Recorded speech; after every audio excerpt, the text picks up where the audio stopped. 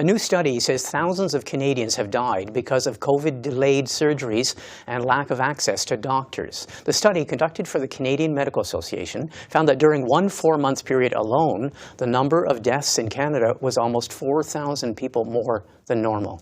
The Medical Association says the results of the study show the wider impact of the pandemic, and they paint a picture of a healthcare system in crisis. Joining me is the president of the Canadian Medical Association, Dr. Katherine Smart. Dr. Smart, thanks for joining us, first of all. Thanks for having me. This higher death rate, just to be clear, these are deaths. These are not the deaths caused by COVID. These are other deaths. That's correct. Those are excess deaths across the country that would not have been expected based on previous years and what we've seen.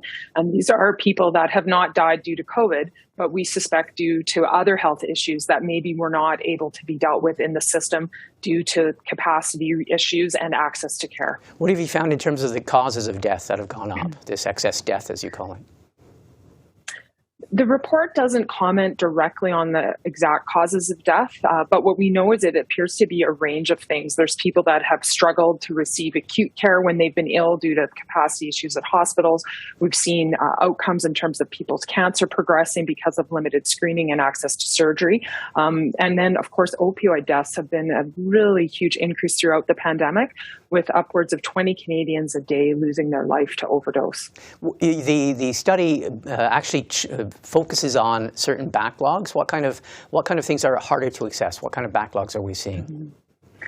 So we look specifically at 8 different procedures: knee and hip replacement, cataract surgery, cancer surgeries for the colon and the breast, as well as diagnostic imaging such as MRI and CT scans.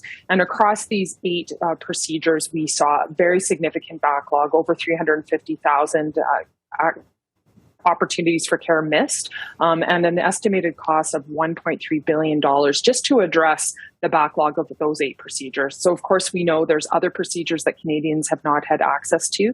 So that's really just a snapshot of how dire things have become. The study also talks about people not getting, people with chronic serious conditions not having access to regular in-person patient consultations with doctors. That's right. You know, we've seen many Canadian physicians pivot to virtual care, which has been incredible and needed during this pandemic, or the access to care issue would have been even more substantial. But due to issues with, safety in offices, abilities to social distance, access for clinic-based physicians in terms of PPE, in-person appointments have been much more limited. And there's absolute concern about the impact that may have had on people with chronic illness. How are doctors doing too, though? Because some of it too is discretionary. How are doctors doing in terms of returning to in-person consultations? I think we're seeing a range. I think all of us are aiming to see patients in person when it's needed, and blending that with virtual care to keep our office spaces safe and our patients and staff safe, and of course the people that come to our clinics. And I think that's something, that we're needing to figure out as the pandemic moves forward, how to blend virtual and in-person care. I think people are doing their best to get their patients access, but we also know there's 5 million Canadians who don't have a family doctor, and that in and of itself is a huge access issue, particularly for people struggling with chronic disease that then are challenged to access other aspects of the system. So there's really, I would say, no part of our healthcare system that's not struggling right now or hasn't been impacted by the pandemic.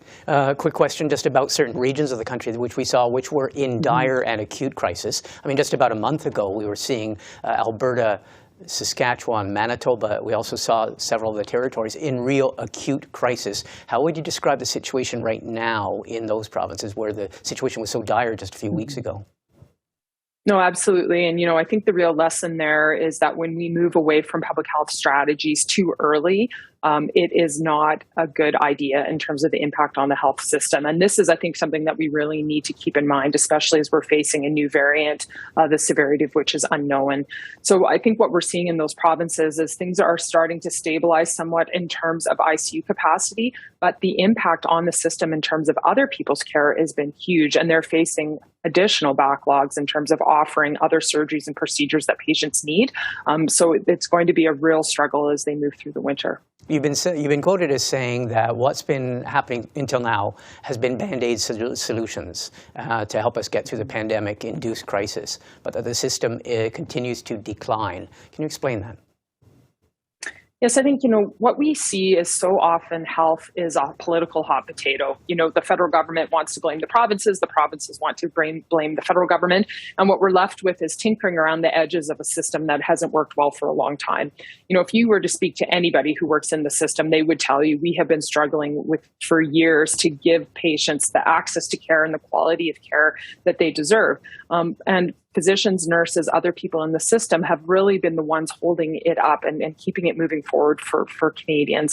But what's clear is that we need significant political commitment to reevaluate our systems of care, to modernize our healthcare systems, and to actually invest in systems that can create sustainability for Canadians. We didn't have that before the pandemic, and now it's much worse. And I think it's very concerning as we move forward that if we don't get serious about the healthcare system in Canada, the implications for Canadians are going to be extreme.